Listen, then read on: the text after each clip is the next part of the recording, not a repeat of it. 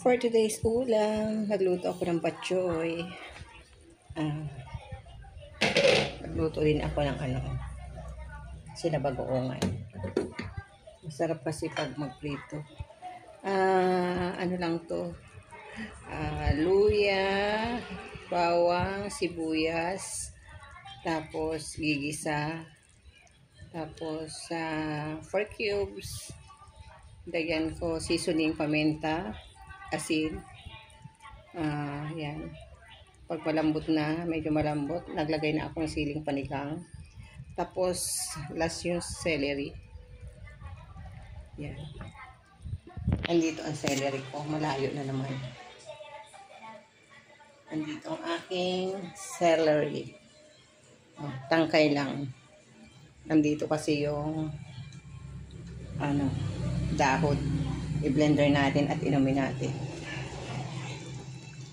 May tira pa tayong ampalaya na gulay kahapon. Ito bagoong sinabagoongan.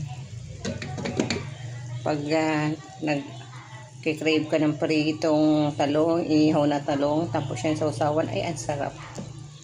Ayan. Tikman natin kung okay na ba. Dito na ako titikim.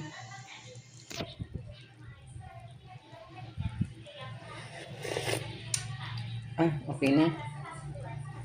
Palambot-lambutin lang natin. Tapos lagay natin ang celery. Yan po ang batchoy dito sa Bataan. So, lagay na natin guys ito.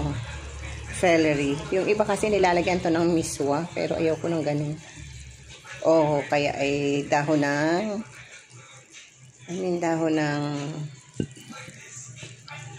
ng sili. Kaso wala akong dahon ng sili. Masarap din sana. Yung aking anak ang ayaw ng celery. Pero yan lang ang available ko. Ayan. Ayan.